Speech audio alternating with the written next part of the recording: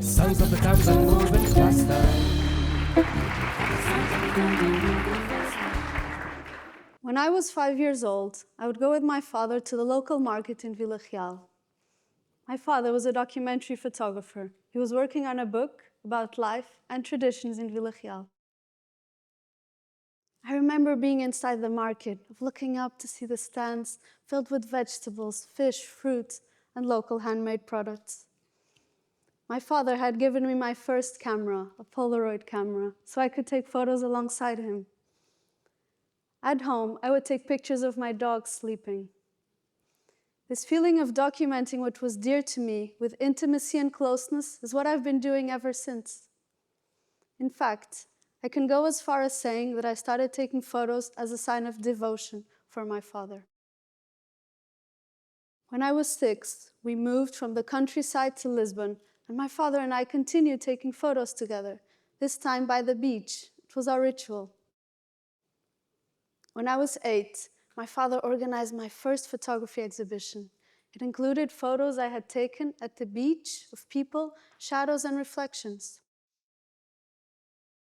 Photography was a constant in my life. It helped me come closer together with my siblings. We would share a small Sony digital camera, taking photos around the house. Taking photos was a sign of togetherness. When I was 11, my father died of a sudden heart attack and everything changed. In an instant, I had lost my guide, my best friend, my heart, and my companion of photographic strolls. At that moment, I had to decide whether to stop taking photos without my father or whether to continue. The first photos I took after my father's death were of his desk, just as he had left it. I wanted to capture that moment in time, the memorabilia, the presence and absence of my father, to preserve that memory of him, of our relationship, of the symbols of his past, of what he loved. Because I knew that things would soon change, the house would be torn down, and the objects divided by me and my siblings, documenting his house became my first long-term project. It was then that photography became a coping mechanism, a way to reconstruct memory and preserve love. In the years that followed, the camera continued being a constant companion. In fact, it seemed to be an extension of my arm. I would take it to document life around my school, and photography became a way to cope with my social anxiety and document my coming of age, a way of connecting to people. Remember, this was the time just before iPhones in which I would be the only person documenting these events. When I turned 18, instead of having a party, I created an exhibition with the photos I had taken since my father passed. But, having been a photographer for over a decade, my interest began to shift towards filmmaking. I wanted to become a cinematographer. So, I went to film school in London and dreamt of making films and documentaries about past lives. I was well into my film course in London when I invited my friends from university to travel with me to northern Portugal, to my hometown, Vila Real, in the summer of 2016. On the 31st of July, we went to the medieval fair and we took our cameras. It was then that I spotted a striking woman dressed in medieval clothes at one of the stands, selling her medicines and teas. I asked to take her portrait and she turned her back to me. I could have just walked away, but I felt this magnetism, this pull of wanting to know more about her. We started speaking, and after a while, I asked to take her portrait, and this time she posed. After that brief encounter, I returned to university and exhibited her portrait at a small exhibition organized by friends in East London. Someone on Instagram revealed to me who she was. Her name was Maria Flisch. Flisch means happy. She was a German alchemist and healer who lived with a hermit called Happy. Apparently, they had been in Portugal for decades. This feeling of wanting to know more stayed with me, and exactly a year later, on the 31st of July, I returned to the same medieval fair to look for her. When I did find her, to my surprise, she was already expecting me. She wrote her email on a small piece of paper, and we promised to write each other until we met again. As I returned to London, I would occasionally receive her emails, typically on Fridays, which was the day Maria would go to the market in Villarreal and stop at the cyber cafe. Her messages were full of codes, mystery, and it was not always easy to understand the meaning. She ended every email in the same way: graças à vida, thanks be to life. I was curious about the hermit's life on the farm, and in one of her emails, she invited me to visit them. She had something to show me. As my time in London came to an end, and I returned to Portugal in the summer of 2018, 2 summers after our first encounter, the stars aligned, and I felt it was now time to visit the hermits. The hermits lived in the remote town of Turgueda, in the outskirts of Villarreal. Their farmhouse was right at the end of a bucolic hill, which could only be reached after a long walk through the dense vegetation. My first impression of their home was that it reminded me of a place where a hobbit would live, like a film set. Their sanctuary was both dreamlike and a portal to another time. The hermits lived without electricity, relying solely on candlelight, actively resisting consumerism and the perils of modern technology. It was then that I finally met Happy. Happy was a writer, philosopher, and a self-proclaimed prophet. He had a full white beard and always carried a cane on his right hand. For this photograph, Happy dressed up as a man of our society, but forgot his shoes and shirt. He had a unique outlook on life. He believed that men used to fight with wolves, and now they fought with internet and electricity cables. Maria had an ethereal mysticism. She dedicated her life to deepening her knowledge of medieval medicine and healing others with that ancient wisdom. While collecting crops, Maria would evoke the chants of Saint Hildegard of Bingen, the biggest influence for the life she chose. Saint Hildegard was a mystic from the Middle Ages who believed that the divine could only be found in nature. In our summer of enamorment, we did everything together.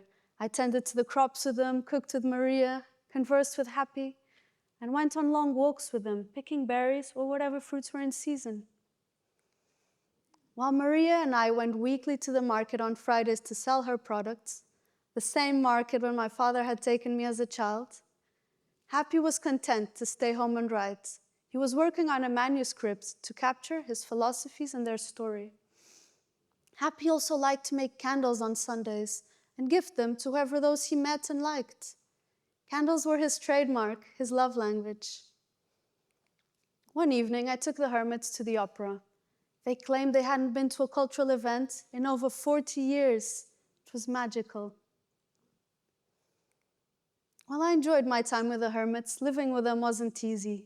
I had to live by their rules and Happy's temperamental personality. At first, they only allowed me to take photos of the exterior of the house. It was as if they were testing me to see whether I noticed the symbols by which they abided by. The iconography around their house was curious. I could sense the presence of Jesus Christ and of Saint Hildegard. Happy had also posted messages all around the house. Do you love the world? How? Why? If you're coming in, are you coming with good intentions? These messages were questions, but also felt like warnings. He had also posted pages of his manuscript. As I immersed myself more and more in their world, someone from the village told me that my father had tried to start a project about them in the late 90s. He had gone to their farm with his cameras, but they had never opened the door. While my father was never able to spend time with them, my eyes, which I inherited from him, were now witnessing the landscape which he had pursued. I was using my father's panoramic camera to document my life with the hermits 20 years after he had tried. As the season ended and I returned to Lisbon, our summer of enamorment too came to an end. When the photographs finally arrived, I sent copies to the hermits. The photos of our time revealed a dark, enigmatic setting in which I only got to the surface. The Happies hated the photographs. They said I wasn't a good photographer and asked what other skills I had. To which I replied, filmmaking. They said they had seen my films and they didn't like them either. In fact, they demanded I burn the negatives bearing the images of our summer. It seemed that this story had come to an end. But in the winter of 2020, as the world was in the COVID pandemic, I got an unexpected call from the Happy Hermits. Maria was ill. She had terminal cancer, and they needed a place to stay closer to town. This time, I would host the Happy Hermits in my childhood home in Vila Real. But dynamics had changed since the previous time. Firstly, we reconciled. The Happies gave me their blessing to use their photographs. As a way to spend time with Maria, I proposed that we should make a book together in an attempt to save her knowledge. I would go and take photos around the farm, and she would tell me the healing properties of each tree, plant, herb, and flower. Again, she said that I didn't take photos with my soul. But Maria was more open this time. Speaking about her past, she would confide things to me. She spoke to me about her childhood in Germany and how she had burned her family photographs as a way of cutting away from the past. She also told me how she had fallen in love with Happy from their letter exchange, even before having met him. Our connection was much deeper this time. Even though she was in excruciating pain, what I most admired about Maria was how she would continue to help others over the phone. As spring was around the corner, and knowing her end was near, I tried to comfort her by telling her I was sure she and Saint Hildegard were bound to become best friends in heaven. She laughed and said she hoped I was right. Maria and I kept in touch until the end. Our last messages were ones I would never forget. She wrote to me how she wasn't well and was going through some changes. She said that death was the release of the soul from the body and was therefore pure joy. Her last ever message to me was one which would end up defining my life and work's mission. It read, "A message from Happy. Without the living, there are no dead. Without the dead, the living would lose their meaning here." As spring arrived, I found out how the Happies had returned to their home. Soon after, Maria was released from her suffering. Not long after that, I got a call from Happy inviting me to the celebration of Maria's life at the farm. For the ceremony, I framed the first ever photograph I had taken of Maria at the medieval fair many seasons earlier. As revealing as death is, so much life surfaces up. I met people from the hermit's past in Serra da Estrela, and I met people whom Maria had healed and helped. We took turns in spreading her ashes around the farm. I noticed how her ashes glinted in the sun as we returned her to nature. How'd you go from meeting someone at a medieval fair to scattering their ashes?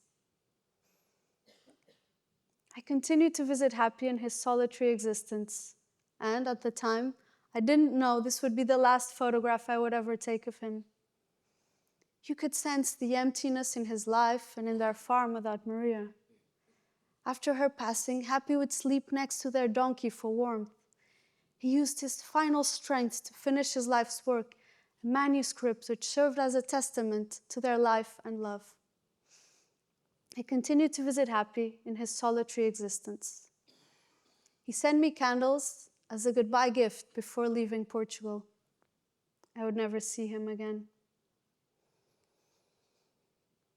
In the autumn of 2022, I got a message on Instagram saying how Happy had died in Rio de Janeiro after completing his 60-chapter manuscript. The Happies were now reunited in death, where they would remain together in eternity. On the night I learned of Happy's death, I lit one of his candles. We often think of death as an ending, the grand finale. But we soon find that the people who have passed still live on in so many ways. They remain in our lives, our archives, our intimate and collective memory.